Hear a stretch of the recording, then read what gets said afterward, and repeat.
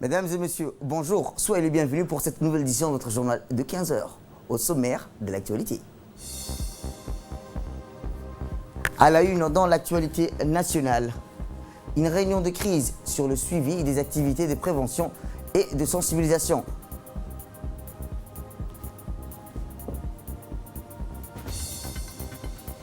Toujours dans l'actualité nationale, secteur bancaire, la Banque centrale initie un projet de modernisation du système national de paiement. Et enfin, dans l'actualité internationale, le coronavirus continue de battre à mort. Le bilan dépasse les 4000 décès en Italie. Il est 15h sur Télé Djibouti et merci si vous nous rejoignez. À la une dans l'actualité nationale, le président de la République, son Excellence Ismaël Omar Guelleh, a adressé aujourd'hui un message de félicitations à son homologue tunisien, M. Kais Saied, dont le pays célèbre l'anniversaire de sa fête nationale. Dans son message, le chef de l'État a formé des vœux de succès et de réussite à M. Kais Saied, ainsi que davantage de bien-être, de prospérité et d'épanouissement au peuple frère, ami de Tunisie. Le peuple et le gouvernement se joignent à moi pour manifester à la nation sœur tunisienne leur sympathie et amitié à l'occasion de la célébration de votre fête nationale, a écrit le président Guelleh avant de saluer les nombreux efforts entrepris ce pays en vue de son retour efficient dans la giron de l'essor et du développement durable. Soyez, Monsieur le Président, que vous trouverez toujours auprès de la République de Djibouti tout le concours nécessaire au renforcement des relations d'amitié et de coopération entre nos deux pays et nos deux nations. A par ailleurs noté le chef de l'État qui réitère ses vœux de bonne fête à tous les Tunisiens.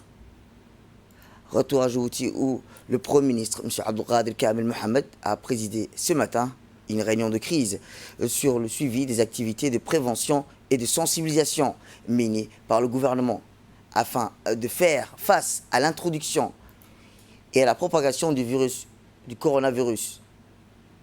Cette réunion de haut volet s'est déroulée en présence du ministre de la Santé, M. Mohamed Ouarsama Dirie, du ministre de l'Intérieur, M. Mohamed Ahmed Cher, du ministre de la Communication, M. Redouane Abdillahi Badon.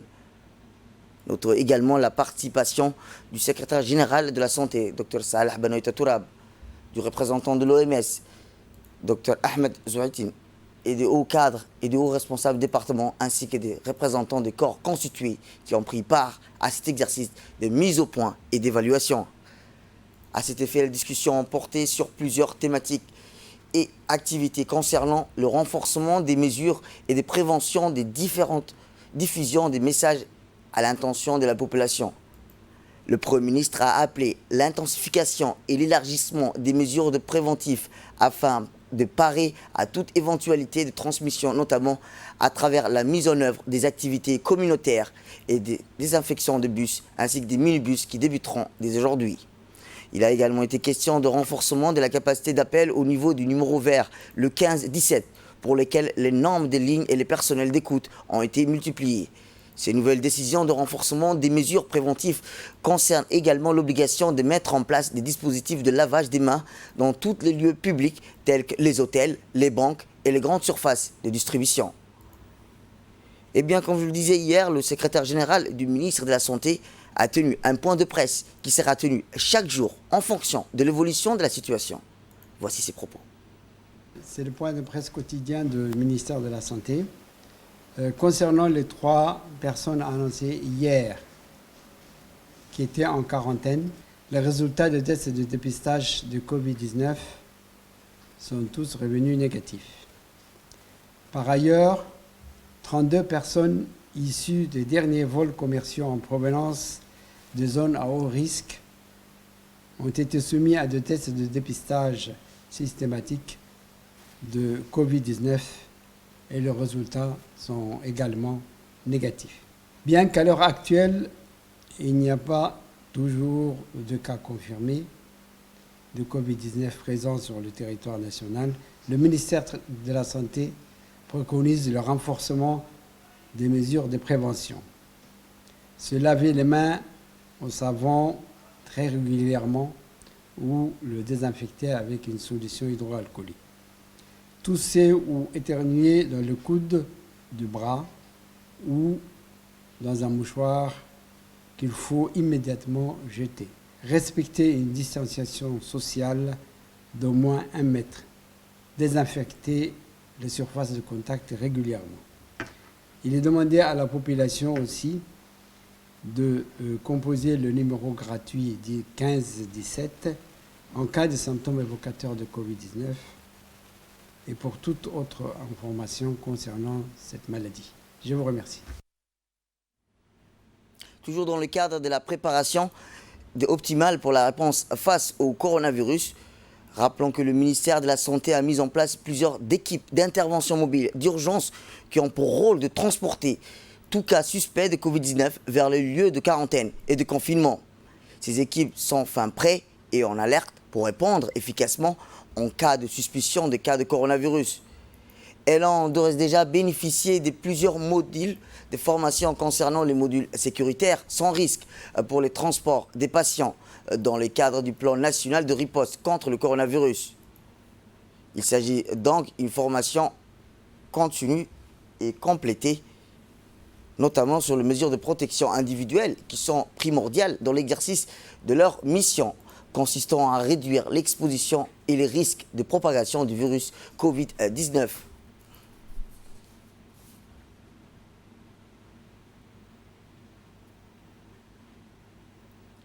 Coronavirus, et puis comment diagnostiquer et comment diriger si jamais il y aura des cas et comment les prendre en charge et comment les diriger dans les zones destinées pour ces malades.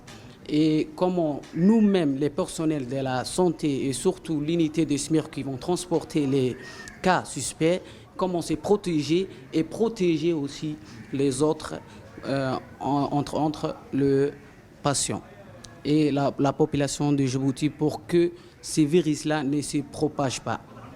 Voilà en tout ce que cette formation consiste.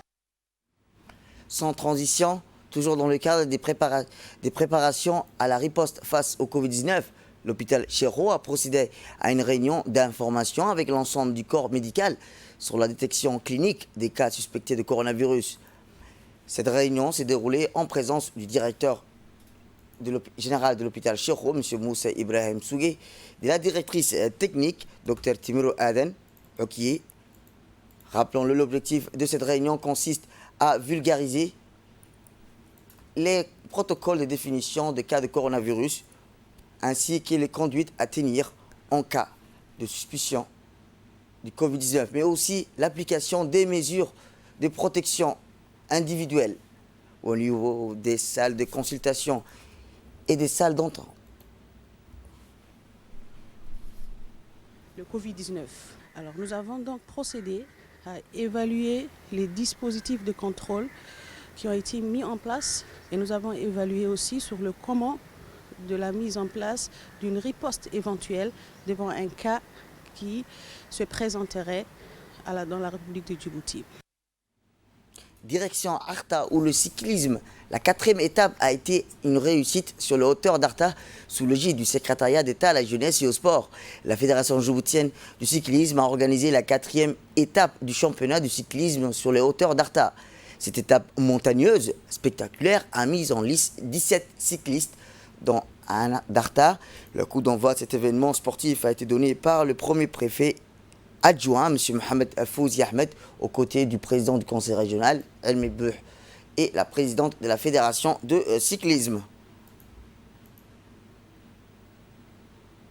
On a pris part à cette belle étape de la 2e adjoint du préfet, le chef du service du sport, du secrétariat d'État à la jeunesse et au sport, le médecin-chef de la région sanitaire.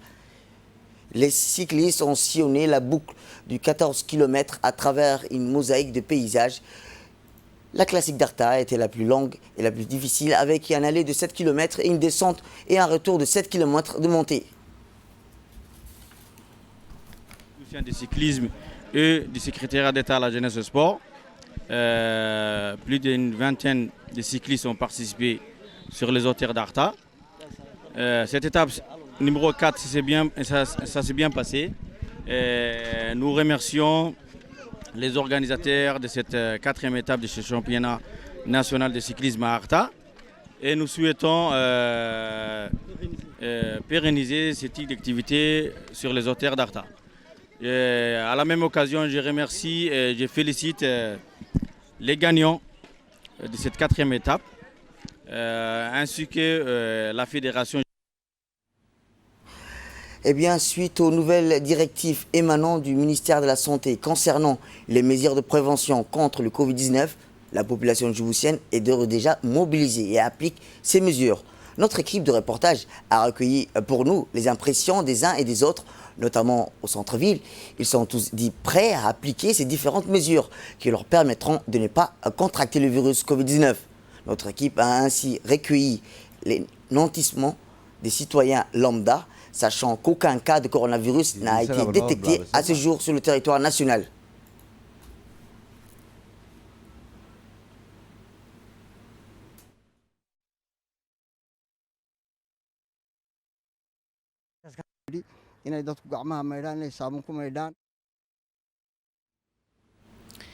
Et enfin, dans l'après-midi du 19 mars, le parlementaire de Tadjoura, en collaboration avec l'UNFD, est dans le centre d'autonomisation des femmes avec la représentante du ministère de la Femme et de la Famille à Tadjoura, ainsi que la femme du préfet et les associations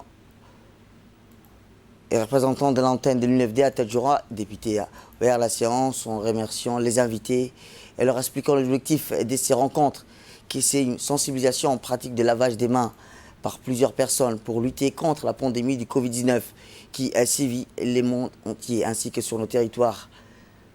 Actuellement, aucun cas a été recensé à part nos habitants.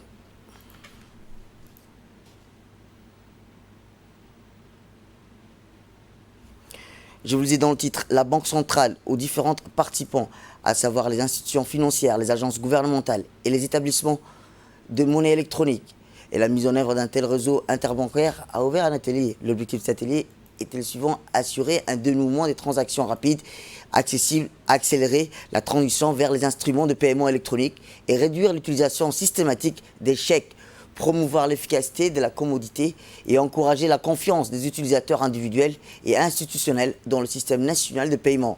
Fournir un système intégré de paiement et de règlement fiable et sécuritaire qui satisfait aux besoins d'une économie en développement et offre une capacité. C'est dans cette optique que la Banque centrale a organisé un atelier et dans ses locaux pour lancer officiellement le démarrage des travaux et la mise en place du réseau interbancaire, en présence des dirigeants des établissements financiers et du Trésor national. Rappelons-le, la mise en œuvre de ce projet, la confiance du grand public sera renforcée dans le système économique et financier grâce à des transactions financières et commerciales et fiables. Écoutons le gouverneur de la Banque centrale. Très heureux aujourd'hui d'avoir accueilli l'ensemble des banques de la place pour formaliser le lancement définitif des travaux d'interconnexion des banques de la place avec la Banque centrale. Il s'agit de l'installation d'un serveur et des installations qui vont permettre de moderniser les moyens de paiement à Djibouti. C'est un système d'interconnexion qui permettra aux banques de se compenser mutuellement de façon continue, en temps réel. C'est un système qui permettra aux banques et à la Banque centrale d'échanger toutes les documentations requises pour la réglementation. C'est un système et des véhicules de transport qui vont transporter toutes les relations des banques entre elles. Et les plus importants, ce sont donc essentiellement les moyens de paiement. C'est la base fondamentale de la modernisation du système de paiement à Djibouti. Désormais, la compensation sera automatisée, les transferts automatisés et toutes ces installations techniques que nous sommes en train de lancer aujourd'hui seront finalisées dans la phase physique d'installation au mois de juin. Et les travaux de test vont se dérouler entre juin et octobre pour que finalement, d'ici octobre prochain, plus aucun déplacement entre les banques ne sera nécessaire pour échanger des documents ou pour aller chercher des documents quelconques d'une banque à une autre. À présent, au Kenya, des agents ont aspergé dans la voie publique d'un produit désinfectant pendant que les citoyens vaquaient à leur occupation. Une mesure nécessaire puisque selon les experts de la santé, le virus peut suivre jusqu'à 112 heures sur des surfaces plastiques et en acier.